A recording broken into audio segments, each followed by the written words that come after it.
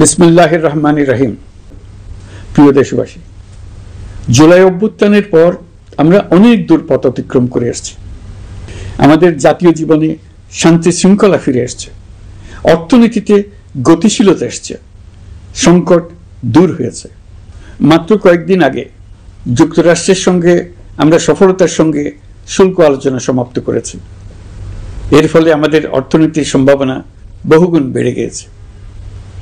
যখন 1 বছর আগে আমাদের অন্তর্বর্তীকালীন সরকার 16 বছর ব্যাপী একটানা ধ্বংসযজ্ঞ এবং লুটপাটে বিধ্বস্ত এক অর্থনীতির দায়িত্ব নিয়েছিলাম, তখন কারোরই মনে হচ্ছিল না এই বিধ্বস্ত অর্থনীতিকে আবার সহজে চালু করা যাবে। মাত্র 1 বছরের মধ্যে প্রতিশ্রুতি দিয়েছিলাম 2026 সালের জুনের মধ্যে দেশের আগামী জাতীয় সংসদ নির্বাচন আয়োজন করব। তবে নির্বাচনের আগে আমাদের অত্যাবশ্যকীয় কয়েকটি কাজ সম্পন্ন করতে হবে। এর মধ্যে অন্যতম হল জুলাই ঘোষণাপত্র ও জুলাই সনদ। আজ জুলাই গণ অভ্যুত্থান দিবসে সকল রাজনৈতিক দলকে সঙ্গে নিয়ে আমরা জাতির কাছে জুলাই ঘোষণাপত্র উপস্থাপন করেছি।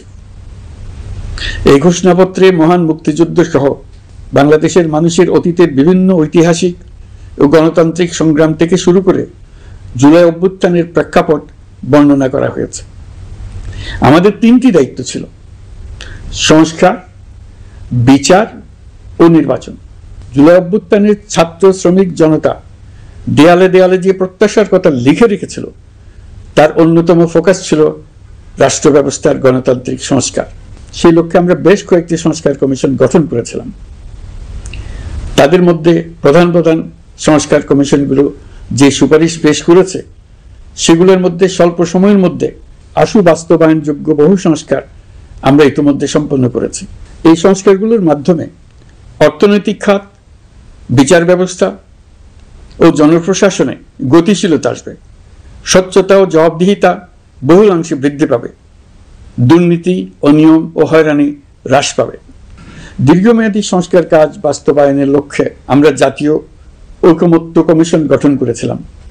এই কমিশনে 30টিরও অধিক রাজনৈতিক দল ও জোট স্বতঃস্ফূর্তভাবে অংশগ্রহণ করেছে, তাদের মতামত দিয়েছে। প্রাথমিক পর্যায়ে ঐকমত্য কমিশন 166টি সুপারিশ নিয়ে 30টির বেশি রাজনৈতিক দলের সঙ্গে প্রায় 2 মাস ধরে দলগত ও জোটগতভাবে আলোচনা করেছিল। এই প্রক্রিয়ায় যেসব বিষয়ে রাজনৈতিক দলগুলোর মধ্যে ঐকমত্য প্রতিষ্ঠিত হয়েছিল, সেগুলো বাদ দিয়ে কমিশনের পক্ষ থেকে 19টি মৌলিক সংস্কারের বিষয় চিহ্নিত করা হয়। দ্বিতীয় পর্যায়ে 23 দিন ধরে আলোচনা শেষে 19টি বিষয়ের বেশিরভাগ ক্ষেত্রেই ঐকমত্য প্রতিষ্ঠা করা সম্ভব হয়েছে, যদিও কয়েকটি ক্ষেত্রে কিছু কিছু রাজনৈতিক দলের নোট অফ ডিসেন্ট রয়েছে। সংস্কারের ক্ষেত্রে আমরা আমাদের লক্ষ্যে পৌঁছাতে পেরেছি। ঐকমত্য কমিশনের পরিচালনায় দেশের সকল রাজনৈতিক দল মিলে দীর্ঘদিন ধরে প্রতিনিয়ত আলাপ আলোচনার ভিত্তিতে জুলাই সনদ চূড়ান্ত হওয়ার পর্যায়ে এসছে। জুলাই সনদ একটি ঐতিহাসিক অর্জন। এটা শুধু আমাদের রাজনৈতিক ইতিহাসে নয়, বৃহত্তর পরিমণ্ডলের রাজনৈতিক ইতিহাসেও স্মরণীয় হয়ে থাকবে। দলিল তো স্মরণীয় হয়ে থাকবেই, এটা রচনার প্রক্রিয়াও স্মরণীয় হয়ে থাকবে। এই দলিল প্রণয়নের জন্য আমি সকল রাজনৈতিক দলের নেতৃবৃন্দকে এবং ঐকমত্য কমিশনের সদস্যবৃন্দকে, বিশেষ করে এই উদ্যোগের নেতৃত্ব দানকারী প্রফেসর আলী রিয়াজকে জাতির পক্ষ থেকে অশেষ কৃতজ্ঞতা ও ধন্যবাদ জানাচ্ছি। রাজনৈতিক দলের প্রতিনিধিরা অত্যন্ত সৌহার্দ্যপূর্ণ পরিবেশে আলোচনায় অংশ নিয়েছেন। মতপার্থক্য থাকা সত্ত্বেও সকল রাজনৈতিক দলের মধ্যে ঐকমত্য তৈরির চেষ্টা ছিল। আমরা আশা করছি এই ঐকমত্যের ভিত্তিতে অচিরেই রাজনৈতিক দলগুলি জুলাই সনদে স্বাক্ষর করবে এবং এর বাস্তবায়নেও ঐকমত্যে পৌঁছাবে।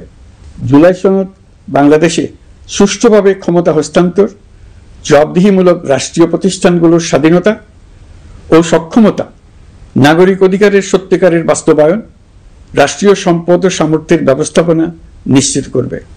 আমাদেরকে নিশ্চিত করতে হবে ভবিষ্যতের কোনো সরকারই যেন আর ফ্যাসিস্ট হয়ে উঠতে না পারে। রাষ্ট্রকে এমনভাবে মেরামত করতে হবে যাতে কখনো কোথাও ফ্যাসিবাদের লক্ষণ পাওয়া গেলেই সেটিকে যেন তাৎক্ষণিকভাবে সেখানেই নির্মূল করা যায়, আর যেন 16 বছরের জন্য অপেক্ষা করতে না হয়, বহু মানুষকে প্রাণ দিতে না হয়, আমাদের যেন আরেকটি গণ অভ্যুত্থানের প্রয়োজন না হয়। জুলাই আগস্টের মানবতা বিরোধী অপরাধ মামলায় বিচার কাজ দৃঢ়ভাবে এগিয়ে চলেছে। বিচারের আনুষ্ঠানিক শুনানি পর্বও শুরু হয়েছে। ইতিহাসের নির্মম হত্যাযজ্ঞে যারা জড়িত তাদের বিচার এদেশের মাটিতে হবেই। বিচার প্রক্রিয়া ও এর ফলাফল ক্রমান্বয়ে মানুষের কাছে প্রকাশিত হতে থাকবে। বিচারের পুরো প্রক্রিয়া দেশবাসীর কাছে স্বচ্ছ ও দৃশ্যমান রাখা হচ্ছে। এবার আমাদের সর্বশেষ দায়িত্ব পালনের পালা, নির্বাচন অনুষ্ঠান। আজ এই মহান দিবসে আপনাদের সামনে এই বক্তব্য রাখার পর থেকেই আমরা আমাদের সর্বশেষ এবং সবচেয়ে গুরুত্বপূর্ণ অধ্যায়ে প্রবেশ করব। আমরা এবার একটা নির্বাচিত সরকারের কাছে দায়িত্ব হস্তান্তরের প্রক্রিয়া শুরু করব। অন্তর্বর্তী সরকারের পক্ষ থেকে আমি প্রধান নির্বাচন কমিশনারের কাছে চিঠি পাঠাবো, যেন নির্বাচন কমিশন আগামী রমজানের আগে 2026 সালের ফেব্রুয়ারি মাসে জাতীয় নির্বাচন অনুষ্ঠানের আয়োজন করেন। আপনারা সকলেই দোয়া করবেন যেন সুন্দরভাবে নির্বাচন অনুষ্ঠান করে এদেশের সকল নাগরিক একটি নতুন বাংলাদেশ গড়ার কাজে সফলভাবে এগিয়ে যেতে পারে। আমরা সরকারের পক্ষ থেকে এই নির্বাচন যাতে সুষ্ঠু, শান্তিপূর্ণ এবং উৎসবমুখরভাবে সম্পন্ন করা যায় সেই জন্য সকল প্রকার সাহায্য সহযোগিতা প্রদান করব। এবারের নির্বাচন যেন আনন্দ উৎসবের দিক থেকে, শান্তি শৃঙ্খলার দিক থেকে, ভোটার উপস্থিতির দিক থেকে, সৌহার্দ্য ও আন্তরিকতার দিক থেকে দেশের ইতিহাসে স্মরণীয় হয়ে থাকে। সেই জন্য সকল আয়োজন সম্পন্ন করতে আগামীকাল থেকে আমরা সকলেই মানসিক প্রস্তুতি ও প্রাতিষ্ঠানিক আয়োজন শুরু করব। নির্বাচনে ভোটারদের সম্পর্কে দুই একটা কথা বলতে চাই। এবার আমরা প্রবাসী ভোটারদের ভোট দেওয়ার আয়োজন নিশ্চিত করতে চাই। অর্থনৈতিক দিক থেকে সম্পূর্ণ বিধ্বস্ত বাংলাদেশ যে আবার দ্রুত ঘুরে দাঁড়াতে পেরেছে তার বড় কারণ হলো আমাদের রেমিটেন্স যোদ্ধাদের ঐতিহাসিক অবদান। নির্বাচনে তাদের অংশগ্রহণ নিশ্চিত করার জন্য নির্বাচন কমিশন প্রস্তুতি নিচ্ছে। নারী ভোটাররা যেন দেশের সর্বত্র নির্দ্বিধায় আনন্দোৎসাহ সহকারে তাদের ভোট দিতে পারে এটা নিশ্চিত করতে চাই। এবার যেন কেন্দ্রে কেন্দ্রে নারী ভোটারদের ঢল নামে, আমরা সেই লক্ষ্যে সমস্ত ব্যবস্থা গ্রহণ করব। দেশের মানুষের ভোটাধিকার কেড়ে নেবার কারণে গত 15 বছর ধরে নাগরিক বৃন্দ ভোট দিতে পারেনি। এবারের নির্বাচনে আমরা আমাদের বকেয়া আনন্দ সহ মহা আনন্দে ভোট দিতে চাই। এবারের নির্বাচনে জীবনে প্রথমবার ভোট দিতে যাবে এরকম ভোটাররা নানা উৎসবের মধ্য দিয়ে ভোট কেন্দ্রে যাবে, তাদের এই দিনটি স্মরণীয় করে রাখার জন্য। এর মধ্যে নতুন নারী ভোটার থাকবে, নতুন পুরুষ ভোটার থাকবে, এর মধ্যে এমন ভোটার থাকবে যারা 15 বছর আগে থেকেই ভোট দিতে পারত কিন্তু জীবনে একবারও ভোট দিতে পারেনি। এর মধ্যে আসবে যারা 10 বছর আগে, 5 বছর আগে ভোট দিতে পারত কিন্তু পারেনি। আর আসবে ভাগ্যবান ও ভাগ্যবতীর দল যারা এই প্রথমবার ভোটার হওয়ার যোগ্যতা লাভ করলো এবং সঙ্গে সঙ্গে ভোট দেওয়ার সুযোগও পেয়ে গেল। নির্বাচনের দিনকে আমরা ঈদের উৎসবের মতো করতে চাই। এবারের ভোটের আনন্দ থাকবে সবার মধ্যে। আপনারা সবাই বাচ্চা কাচ্চাদের নিয়ে ভোট কেন্দ্রে যাবেন। নাগরিক অধিকার প্রয়োগের মহা আনন্দ পরবর্তী বংশধরদের কাছে তুলে ধরার জন্য এখন থেকে প্রতিদিন আলাপ আলোচনা করুন। আপনার এলাকায় ভোটদান ব্যবস্থা কেমন হলে সুন্দর হয়, কেমন হলে আনন্দমুখর হয়, সেটা আগে থেকে ঠিক করার জন্য নতুন বাংলাদেশ গড়ার কাজের ভিত্তি রচনা হবে এবারের নির্বাচনে। তার জন্য প্রস্তুতি নিন। প্রিয় দেশবাসী, দেশের ইতিহাসে এখন পর্যন্ত যতগুলো বড় সংঘাত, সহিংসতার ঘটনা ঘটেছে তার সবগুলোর নেপথ্য কারণ ছিল ত্রুটিপূর্ণ নির্বাচন। ত্রুটিপূর্ণ নির্বাচনের মধ্য দিয়ে কোনো দল যদি গায়ের জোরে নির্বাচিত হয়ে ক্ষমতায় আসে তার চূড়ান্ত পরিণতি কি তার জুলাই অভ্যুত্থান আমাদের দেখিয়ে দিয়েছে। আমরা ইতিহাসের কলঙ্কিত কোনো অধ্যায়ের পুনরাবৃত্তি আর করতে চাই না। আপনারা প্রত্যেকেই অবগত আছেন একটা গোষ্ঠী নির্বাচনকে বাধাগ্রস্ত করার জন্য উন্মুখ হয়ে আছে। তারা দেশের গণতান্ত্রিক অগ্রযাত্রাকে ব্যাহত করতে দেশের বাইরে বসে ভেতরে থেকে নানা অপচেষ্টায় লিপ্ত রয়েছে। আমাদেরকে অবশ্যই খেয়াল রাখতে হবে তারা যেন নির্বাচনকে সংঘাতময় করে তোলার কোনো রকমের সুযোগ না পায়। মাথায় রাখবেন, পরাজিত শক্তি নির্বাচনের আগ পর্যন্ত বারবার মাথাচাড়া দিয়ে ওঠার চেষ্টা করবে, কিন্তু একটি অবাধ, সুষ্ঠু, নিরপেক্ষ নির্বাচন সফলভাবে আয়োজন করা গেলে অপশক্তির পরাজয় চূড়ান্ত হবে। নির্বাচন সংক্রান্ত বিষয়ে প্রতিনিয়ত পরামর্শ নেওয়ার জন্য আমরা প্রযুক্তির সাহায্য নেব। এই জন্য একটি অ্যাপ তৈরির উদ্যোগ নিচ্ছি। দ্রুত এই অ্যাপটি চালু হবে। আপনারা আপনাদের সকল পরামর্শ, সকল মতামত, সকল আশঙ্কা এবং উদ্যোগের কথা এই অ্যাপের মাধ্যমে আমাদেরকে জানাবেন।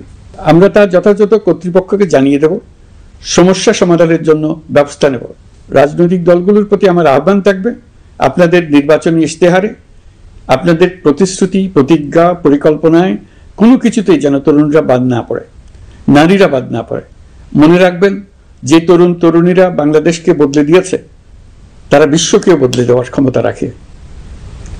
আপনার দল থেকে তাদেরকে সেই সুযোগ দেওয়ার উদ্যোগ নেন। আগামী নির্বাচনে সবাই নিরাপদে যার যার পছন্দের প্রার্থীকে ভোট দেবে, এটা নিয়ে কারো কোনো আপত্তির সুযোগ রাখা যাবে না। আমরা সবাই সবার পছন্দের প্রতি সম্মান দেখাবো, এটাই হোক আমাদের প্রতিজ্ঞা। প্রিয় দেশবাসী, আপনারা জানেন সরকার দায়িত্ব গ্রহণের পরপরই দেশের দক্ষিণ ও উত্তরাঞ্চলে যে ভয়াবহ বন্যা পরিস্থিতি তৈরি হয়েছিল তা ফসল উৎপাদনে ব্যাপক ক্ষতি সাধন করেছে। এর ফলে নিত্য প্রয়োজনীয় পণ্যের মূল্য বৃদ্ধির আশঙ্কা হয়েছিল। তবে সংশ্লিষ্ট প্রতিষ্ঠান ও কর্তৃপক্ষের যথাযথ পদক্ষেপ, নজরদারি ও মধ্যস্বত্বভোগীদের দৌরাত্ম্য কমানোর ফলে এটি এড়ানো গেছে। বিশেষ করে এবছরের পবিত্র মাহে রমজান মাস থেকে শুরু করে এখন পর্যন্ত বাজার পরিস্থিতি স্থিতিশীল রয়েছে। মূল্যস্ফীতির নিয়ন্ত্রণ ছিল আমাদের জন্য সবচেয়ে বড় চ্যালেঞ্জ। ভঙ্গুর অর্থনীতি ও বন্যার কারণে খাদ্য মূল্যস্ফীতি হয়েছিল প্রায় 14%। এখন সেটা অর্ধেকে নেমে আসছে। আমরা আশা করছি ডিসেম্বরের মধ্যে এটা 6% নেমে আসবে। এই জুন মাসে দেশের সার্বিক মূল্যস্ফীতি কমে 8.48% হয়েছে, যা বিগত 35 মাসের মধ্যে সর্বনিম্ন। এই নিয়ে 4 মাস ধরে সার্বিক মূল্যস্ফীতি ক্রমান্বয়ে কমেছে। বর্তমান অন্তর্বর্তীকালীন সরকারের প্রতি প্রবাসীদের অসীম আস্থার ফলে মুদ্রা বাজারেও স্থিতিশীলতা ফিরে এসছে। গত অর্থ বছরে ব্যাংকিং চ্যানেলে রেকর্ড $3033 কোটি প্রবাসী আয় দেশে এসছে। রপ্তানি আয়ে প্রায় 9% প্রবৃদ্ধি হয়েছে। এর ফলে টাকা শক্তিশালী হয়েছে। অনেক বছর পর ডলারের বিপরীতে টাকার মান বাড়ছে।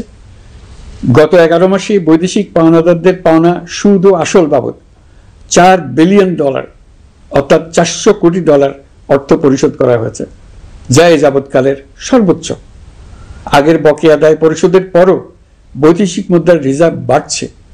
আগামীতে এই ধারা বজায় থাকবে বলে আমরা আশা করি। বিদেশি বিনিয়োগ বৃদ্ধিতে বিভিন্ন উদ্যোগ নেওয়ার ফলে এই বছরের প্রথম 3 মাসে বিদেশি বিনিয়োগ এসছে $10,500 কোটি। গত বছরের একই সময়ের তুলনায় এটা দ্বিগুণেরও বেশি।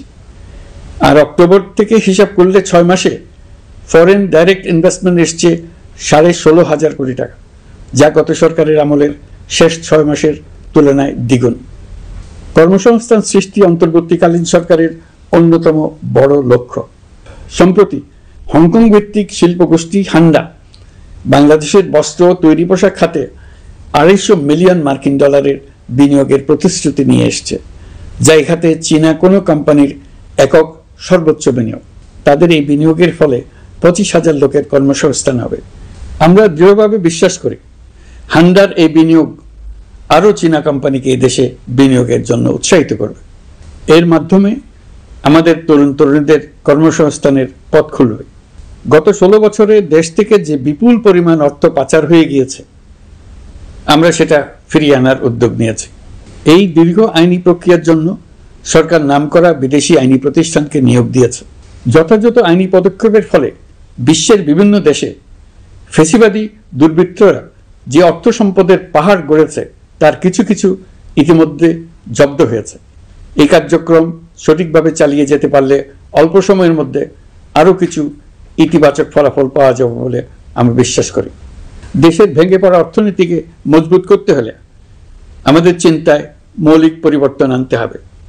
আমি বরাবরই বলে এসেছি, এদেশের নদী ও বিশাল সমুদ্র আমাদের মূল্যবান সম্পদ। আমরা এই সম্পদকে কাজে লাগিয়ে সমান্তরালভাবে পানিভিত্তিক অর্থনীতি গড়ে তুলতে চাই। আমরা প্রায় ভুলে যাই যে বঙ্গোপসাগরের একটা অংশও আমাদের দেশ। এর পরিমাণ আমাদের মোট জমির পরিমাণের চাইতে বেশি। আমরা প্রায় সবসময় জমিভিত্তিক আমাদের অর্ধেক দেশ নিয়ে মাথা ঘামাই, বাকি পানিভিত্তিক অর্ধেক দেশকে হিসাবেই ধরি না, কারণ আমরা ওই অংশে বসবাস করি না। আমরা তো হাওর বাওরেও বসবাস করি না, তাই বলে তো তাকে হিসাবের বাইরে রাখেন। এখন থেকে আমাদের অংশের বঙ্গোপসাগরকে আমরা আমাদের দেশের মূল্যবান অংশ, এই কথা সবসময় মাথায় রেখে অগ্রসর হব। এই অংশের পানির উপর দিয়ে দেশ বিদেশের সঙ্গে আমরা বাণিজ্য করব, তার মাধ্যমে আমরা পুরো পৃথিবীকে আমাদের প্রতিবেশী বানাবো। এই পানির মধ্যে আছে অফুরন্ত সম্পদ, মৎস্য সম্পদ, যা প্রতি বছর ফসল দেয়। এই পানির নিচে আছে অফুরন্ত গ্যাস। এর সব কিছুকে নিয়েই প্রতিনিয়ত আমাদের চিন্তা ভাবনাকে চালিত করতে হবে। বর্তমান সরকার চট্টগ্রাম বন্দর ব্যবস্থাপনাকে নতুন করে সাজানোর উদ্যোগ নিয়েছে।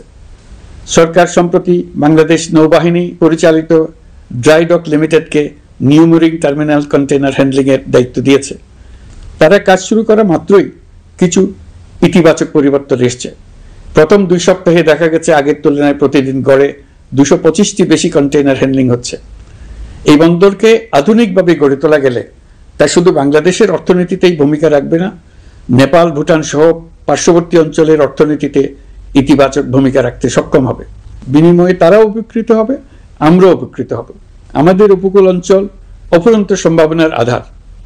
কুমিরা থেকে টেকনাফ পর্যন্ত নানা বন্দরের কর্মচাঞ্চল্যে সমগ্র উপকূল অঞ্চলকে দক্ষিণ এশিয়ার একটি গুরুত্বপূর্ণ অর্থনৈতিক প্রাণকেন্দ্র হিসেবে প্রতিষ্ঠা করবে। এই পুরো অঞ্চলে অনেকগুলো শিল্পাঞ্চল গড়ে উঠবে শুধু সমুদ্রের সান্নিধ্য এবং তার ব্যবহারের দক্ষতার কারণে। সমুদ্র উপকূলীয় অঞ্চলের সম্পদ ও পরিবেশের টেকসই ব্যবহার নিশ্চিত করতে আমাদের বন্ধু দেশগুলোর সঙ্গে আলোচনা শুরু করেছি। তারা উৎসাহ সহকারে সাড়া দিয়েছেন। গভীর সমুদ্রকে আমরা এখনো আমাদের কল্যাণে কাজে লাগাতে পারিনি। একে কেন্দ্র করে আমরা মাছ পালন, আহরণ ও প্রক্রিয়াজাতকরণের শিল্প গড়ে তুলতে কাজ শুরু করেছি। এতে করে লক্ষ লক্ষ মানুষের কর্মসংস্থান হবে, আমাদের অর্থনীতি নতুন শক্তিতে বলীয়ান হবে। প্রিয় দেশবাসী, প্রবাসী বাংলাদেশিদের জন্য ভিসা সংক্রান্ত জটিলতা দূর করতে আমরা গভীরভাবে কাজ করে যাচ্ছি। বাংলাদেশি নাগরিকদের জন্য আরব আমিরাত পুনরায় ভিসা চালু করেছে। মালয়েশিয়া কর্তৃপক্ষ বাংলাদেশি কর্মীদের জন্য প্রথমবারের মতো মাল্টিপল এন্ট্রি ভিসা চালু করেছে। অন্যান্য দেশের সঙ্গেও ভিসা জটিলতা কিভাবে কমিয়ে আনা যায় এই নিয়ে আমরা কাজ করে যাচ্ছি। আগামী 5 বছরে জাপানে অন্তত 1 লক্ষ বাংলাদেশি তরুণদের পাঠানোর প্রস্তুতি শুরু করেছে। তরুণদের সেখানে পাঠানোর জন্য বিশেষ প্রশিক্ষণ, অন্যান্য ব্যবস্থাও আমরা নিতে শুরু করেছি। এর পাশাপাশি আমরা ইতালি, দক্ষিণ কোরিয়া, সার্বিয়া সহ বিভিন্ন দেশে দক্ষ কর্মীদের পাঠানোর উদ্যোগ নিয়েছি। সৌদি আরব, জর্ডান, ওমান সহ বিভিন্ন দেশে নথিপত্রের কারণে যে প্রবাসীরা ইরেগুলার হয়ে গিয়েছিলেন তাদেরকে রেগুলারাইজ করার জন্য ব্যবস্থা নিয়েছে। আমরা বিভিন্ন দেশের সঙ্গে বিদ্যমান চুক্তিগুলোকে পর্যালোচনা করে দেখছি যাতে আমাদের প্রবাসী ভাই বোনদের জন্য সেগুলো স্বস্তিদায়ক হয়। দেশে এবং দেশের বাইরে বাংলাদেশের নাগরিকরা যে যেখানে অবস্থান করছে তারা যাতে সব ধরনের নাগরিক সুবিধা পান, আমরা সেই বিষয়ে উদ্যোগ নিয়েছি। চলতি বছর আমাদের নানা উদ্যোগের ফলে প্রায় 87,000 বাংলাদেশি সুষ্ঠুভাবে হজ পালন করতে পেরেছেন। হজের ব্যয়ও অন্যান্য বছরের তুলনায় আমরা কমিয়ে আনতে পেরেছি। হাজিরা যাতে নির্বিঘ্নে হজ সম্পন্ন করতে পারে সেজন্য লাব্বায়েক নামে অ্যাপ চালু করেছে, যার মাধ্যমে ঘরে বসেই হাজিদের আত্মীয় স্বজন, পরিবার পরিজন তাদের অবস্থান প্রতি মুহূর্তে জানতে পেরেছেন। এই বছর দক্ষিণ এশিয়ার অন্যান্য দেশগুলোতেও আমাদের হজ ব্যবস্থাপনা প্রশংসিত হয়েছে। আগামী বছরের হজ ব্যবস্থাপনা যেন আরও নির্বিঘ্নে সম্পন্ন করা যায় সেজন্য মন্ত্রণালয় এখন থেকেই প্রস্তুতি নিতে শুরু করেছে। প্রিয় দেশবাসী, জুলাই গণঅভ্যুত্থানে তরুণ শিক্ষার্থীদের পাশে ঢাল হয়ে দাঁড়িয়েছিলেন আমাদের বাবা মা ও শিক্ষকরা। আমাদের বাবা মায়েরা তাদের সন্তানকে বহু কষ্টে বড় করে বিশ্ববিদ্যালয়ে পাঠায়। লেখাপড়া শেষ করে অনেক ছাত্র অসুস্থ হয়ে বের হয়। এর কারণ আবাসিক হলের নোংরা পরিবেশ, খাবারের নিম্নমান, তার উপর দলীয় সন্ত্রাসীদের দমন পীড়ন। বিশ্ববিদ্যালয়ে পড়াশোনার পরিবর্তে প্রতিদিন শিক্ষার্থীদের জোর করে রাজনৈতিক দলের প্রোগ্রামে নিয়ে যাওয়া হতো। প্রশাসন ও শিক্ষকরা সবই জানতেন, অথচ কেউ এটি থামাতে পারেননি, চেষ্টাও করেননি। কারণ শিক্ষকদের একটি বড় অংশ প্রমোশনের জন্য, সুবিধার জন্য দলীয় রাজনীতিতে জড়িত ছিলেন, নিপীড়কের ভূমিকায় ছিলেন। প্রতিটি বিশ্ববিদ্যালয়ের আবাসিক হলগুলোতে দলীয় সন্ত্রাসীদের নিয়ন্ত্রণ আর অমানসিক নির্যাতন চলত। সেখানে গড়ে তোলা হয়েছিল টর্চার সেল। অন্তর্বর্তী সরকার প্রতিশ্রুতিবদ্ধ যে আমরা আর কখনো শিক্ষা প্রতিষ্ঠানগুলোকে এমন কোনো রাজনীতি দ্বারা কলুষিত হতে দেব না যা পড়াশোনার পরিবেশ নষ্ট করে, তরুণদের জীবন ধ্বংস করে। বাবা মায়েদের যেন সন্তানকে বিশ্ববিদ্যালয়ে পড়তে পাঠিয়ে আর কখনো শঙ্কায় থাকতে না হয়। বর্তমান সরকার দায়িত্ব গ্রহণের পরপরই শিক্ষা ব্যবস্থার উন্নতির জন্য ধারাবাহিকভাবে পরামর্শ কমিটির সঙ্গে বৈঠক করেছে, বিভিন্ন উদ্যোগ হাতে নিয়েছে। বিদ্যালয়গুলোতে শিক্ষার মান কিভাবে বাড়ানো যায় সে বিষয়ে বিভিন্ন উদ্যোগ নেওয়া হচ্ছে। সরকার কিছুদিন আগে সারা দেশের সরকারি প্রাথমিক বিদ্যালয়ের সব প্রধান শিক্ষকের বেতনের গ্রেড এক ধাপ বাড়িয়ে 10ম গ্রেড করার সিদ্ধান্ত নিয়েছে। এটি একটি যুগান্তকারী সিদ্ধান্ত। প্রাথমিক বিদ্যালয়গুলিতে শূন্য পদে 6,500 প্রধান শিক্ষক নিয়োগের প্রক্রিয়া চলছে। প্রাথমিকের পড়াশোনার পদ্ধতিগত পরিবর্তনের দিকেও আমরা মনোযোগ দিচ্ছি। সব স্কুলে ইন্টারনেট সংযোগ ও মাল্টিমিডিয়া শ্রেণীকক্ষ তৈরির নির্দেশ দেওয়া হয়েছে। পার্বত্য চট্টগ্রামে কমপক্ষে 100টি স্কুলে এবছরের মধ্যেই ই-লার্নিং চালু হবে। ঢাকা চট্টগ্রামের অভিজ্ঞ শিক্ষকরা প্রযুক্তির সহায়তায় এসব স্কুলে শিক্ষকতা করে সেখানকার শিক্ষক ঘাটতি পূরণ করবেন। যেসব এলাকায় বিদ্যুতের ঘাটতি রয়েছে সেখানে সোলার প্যানেল বসিয়ে বিদ্যুতের ঘাটতি নিরসন এবং মোবাইল নেটওয়ার্ক ও স্টারলিং পরিষেবা ব্যবহার করে এই সংকট মোকাবেলা করা হচ্ছে। স্কুলগুলোতে মেয়েদের জন্য বিশেষ ব্যবস্থা গ্রহণ করে তাদের পড়াশোনার উপযোগী করে তোলা হচ্ছে। স্কুলের অবকাঠামোকে নারীবান্ধব করে তুলতে স্কুল ভবন নির্মাণের সময় কমিটিতে নারী স্থপতি রাখার নিয়ম করা হয়েছে। আমাদের লক্ষ্য হলো স্কুল ভবনের ডিজাইন থেকে শুরু করে পড়াশোনার পরিবেশ চিন্তাভাবনায় মেয়েদেরকে বিশেষভাবে গুরুত্ব দেওয়া, যাতে তারা ব্যক্তিগত নিরাপত্তা ও স্বাস্থ্যের দিক থেকে স্বস্তিদায়ক পরিবেশে পড়াশোনা করতে পারে। প্রিয় দেশবাসী, জুলাই গণ অভ্যুত্থানে শহীদ ও আহত যোদ্ধাদের জন্য আমরা নিরলসভাবে কাজ করে যাচ্ছি। এখন পর্যন্ত 775টি শহীদ পরিবারকে প্রায় 100 কোটি টাকার সঞ্চয়পত্র ও মাসিক ভাতা বাবদ ব্যাংক চেক দেওয়া হয়েছে। অবশিষ্ট যারা আছেন তাদেরও কয়েকটি আইনগত বিষয় নিষ্পত্তি সাপেক্ষে সঞ্চয়পত্র দেওয়ার প্রক্রিয়া চলছে। এর পাশাপাশি আহত 13,800 জন জুলাই যোদ্ধাকে 3টি ক্যাটাগরিতে নগদ টাকা ও চেক বাবদ 153 কোটি 4 লাখ টাকা প্রদান করা হয়েছে। 78 জন অতি গুরুতর আহত জুলাই যোদ্ধাকে সিঙ্গাপুর, থাইল্যান্ড, তুরস্ক এবং রাশিয়ার উন্নত চিকিৎসার জন্য পাঠানো হয়েছে এবং চিকিৎসা ব্যয় বাবদ এ পর্যন্ত প্রায় 100 কোটি টাকা ব্যয় হয়েছে। আহতদের পুনর্বাসনের জন্য সরকারের সবকটি মন্ত্রণালয়ের সম্মিলিত প্রচেষ্টায় বিভিন্ন ধরনের উদ্যোগ নেওয়া হচ্ছে। ফ্যাসিবাদী সরকারের আমলে দেশের শহরে বন্দরে হাজারো প্রতিষ্ঠান, সড়ক, সেতু, সেনানিবাস, যুদ্ধজাহাজ, স্কুল, কলেজ, বিশ্ববিদ্যালয়ের নাম পরিবর্তন করে স্বৈরাচার তার নিজের এবং নিজের পরিবারের সদস্যদের নামে চালু করেছিল। আমরা সব নাম পরিবর্তন করে আগের নাম বা মানানসই নাম করে দিয়েছি। প্রিয় দেশবাসী, অন্তর্বর্তীকালীন সরকার এমন এক অবস্থায় দেশের দায়িত্বভার গ্রহণ করেছিল যখন প্রতিটি গণতান্ত্রিক প্রতিষ্ঠান, অফিস, আদালত বিধ্বস্ত অবস্থায় ছিল। আমাদের প্রথম এবং প্রাথমিক কাজ ছিল এই প্রতিষ্ঠানগুলো সংস্কার এবং পুনর্নির্মাণে হাত দেওয়া, আইন শৃঙ্খলা বাহিনী পুনর্গঠন, অর্থনীতি পুনরুদ্ধার, আইন আদালত, নির্বাচন কমিশন সহ যাবতীয় গণতান্ত্রিক প্রতিষ্ঠানকে সচল করা এবং নাগরিকদের নিকট দায়বদ্ধ করে তোলা। রক্তাক্ত জুলাই ছিল স্বৈরাচারের বিরুদ্ধে তরুণদের পুঞ্জীবিত ক্ষোভের বহিঃপ্রকাশ। 16 বছর ধরে সরকারের স্বৈরাচারী আচরণের বিরোধিতা করে যতগুলো আন্দোলন হয়েছে প্রতিটিতেই দলীয় সন্ত্রাসীরা অস্ত্র হাতে আন্দোলনকারীদের আক্রমণ করেছে। প্রতিটি আন্দোলনকেই দমন করার জন্য দলীয় সন্ত্রাসীরা সর্বোচ্চ আঘাত করেছে, যেখানে আইনশৃঙ্খলা বাহিনীকেও অংশ নিতে নির্দেশ দেওয়া হয়েছে অথবা দাঁড়িয়ে দর্শকের ভূমিকায় থাকতে বলা হয়েছে। একটি স্বাধীন বিচার বিভাগের জন্য অন্তর্বর্তী সরকার সংস্কার কাজ হাতে নিয়েছে। বিচার বিভাগীয় সংস্কার কমিশনের প্রস্তাবনা অনুযায়ী সুপ্রিম কোর্ট বিচারক নিয়োগ সহ যে সকল কাজ এই সরকার স্বল্প সময়ের মধ্যে করে যেতে পারবে সে সকল কাজের অধিকাংশ ইতিমধ্যে সম্পন্ন করা হয়ে গেছে। বাকি কাজ চলমান রয়েছে। স্বৈরাচার আমলে দলীয় বাহিনীতে পরিণত হওয়া ভঙ্গুর আইনশৃঙ্খলা বাহিনীকে নতুন করে গড়ে তোলার জন্য আমরা সর্বোচ্চ ব্যবস্থা নিয়েছি। আইনশৃঙ্খলা বাহিনী দ্বারা কোনো মানবাধিকার লঙ্ঘন যাতে না ঘটে সেই জন্য পুলিশ সদর দপ্তরে একটি সেল কার্যকর করা হয়েছে, যেখানে মানবাধিকার সহ পুলিশ সদস্যদের মাধ্যমে সংগঠিত যে কোনো অপরাধের বিষয়ে অভিযোগ করা যায়।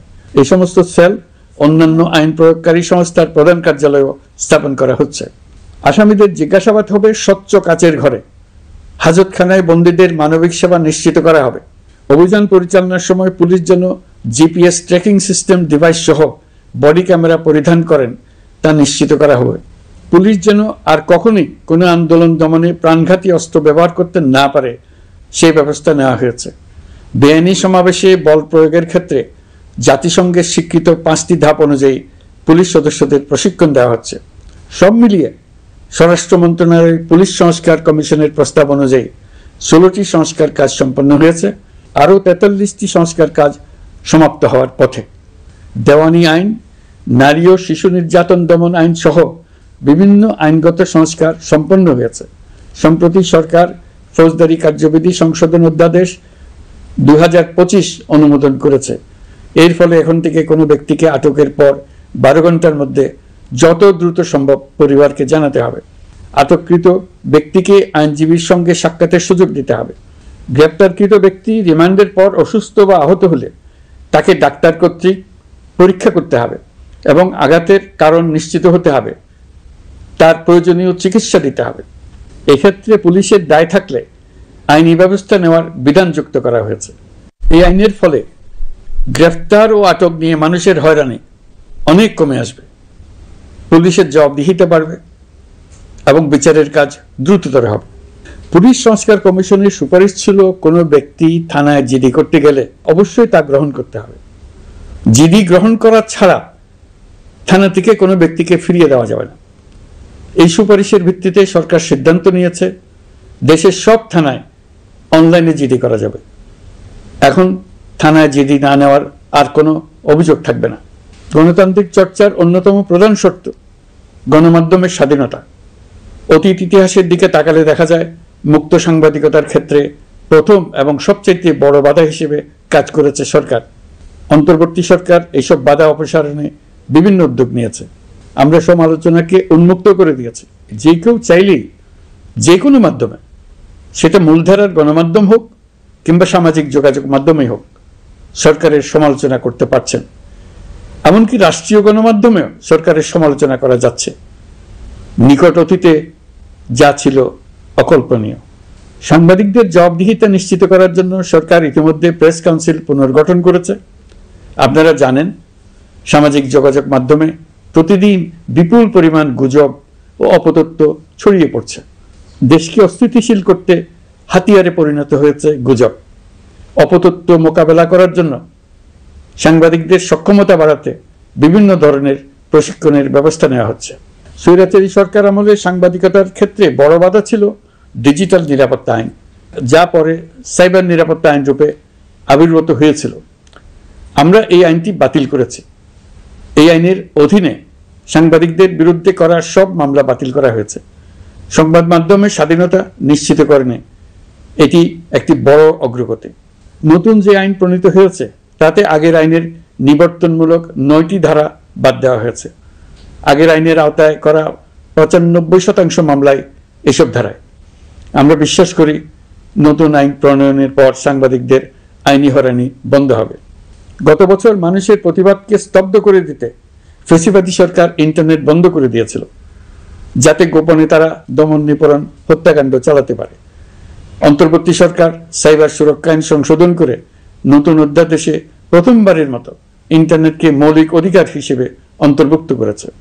সম্প্রতি আন্তর্জাতিক bandwidth real time internet traffic পরিবহনে 4 টেরাবাইট সেকেন্ডের মাইলফলক অতিক্রম করেছে বাংলাদেশ সাবমেরিন কেবলস পিএলসি।